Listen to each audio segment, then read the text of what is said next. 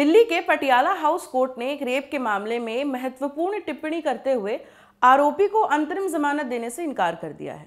Court ने observe किया कि आरोपी और विक्टिम के बीच पहले शारीरिक संबंध होने का मतलब ये नहीं निकाला जा सकता है कि आगे भी उसकी सहमति मानी जाएगी।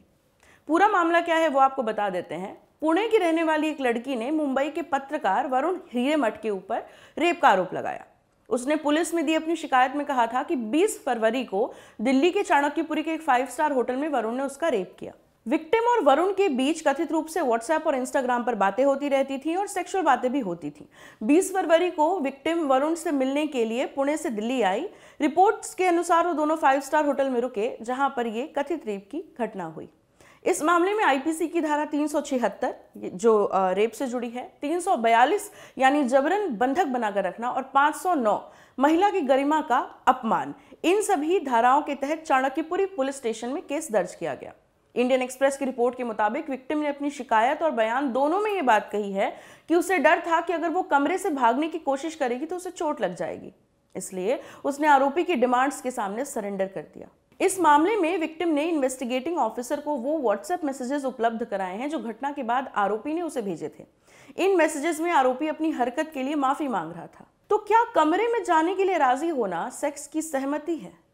आरोपी के बचाव में उसके वकील संदीप कपूर ने कहा कि उनके क्लाइंट को गलत तरीके से फंसाया गया। उन्होंने कहा, घटना वाले दिन जो कुछ भी हुआ वो सहमति से हुआ। आरोप लगाने वाली लड़की आरोपी से मिलने पुणे से दिल्ली आई, उससे मिली और फिर उसके साथ होटल के कमरे में गई। होटल में उसने खुद अपने डॉक्यूमेंट्स दिए थे। ये सब ये बताने के लिए काफी है कि वो आरोपी के साथ संबंध बनाने में इंटरेस्टेड थी। इस पर विक्टिम की तरफ से पेश हुए वकीलों ने दलील दी कि विक्टिम आरोपी के साथ यौन संबंध बनाने की इच्छुक नहीं थी।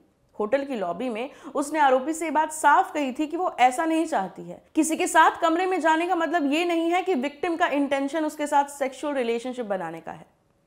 कोर्ट ने क्या फैसला दिया? कोर्ट ने कहा कि विक्टिम की तरफ से दिए गए सबूत ये बताते हैं कि सेक्सुअल एक्ट में उसकी सहमति नहीं थी। एडिशनल सेशंस जज संजय खानगवाल ने अपने फैसले में लिखा, अभियोजन पक्ष विक्टिम और आरोपी के बीच व्हाट्सएप और इंस्टाग्राम पर हुई बातचीत से इनकार नहीं कर रहा है।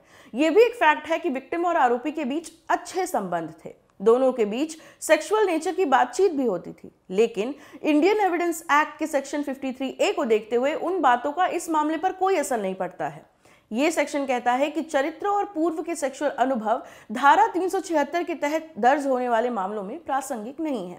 ये प्रावधान ये साफ कहता है कि पूर्व के सेक्सुअल अनुभव को बाद में सहमति नहीं माना जा सकता, न ही सहमति का आधार माना जा सकता है।